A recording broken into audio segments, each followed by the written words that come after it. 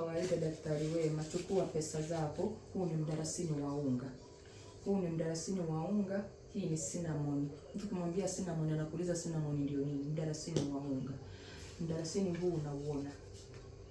Kwa pesa zako zisikupite mkononi. Pesa zako ziwe za maana.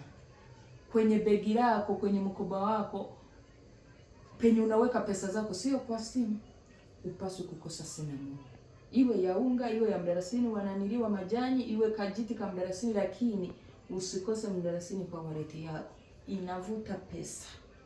Inavuta pesa, pesa zote zikakosa kwa mkono wako.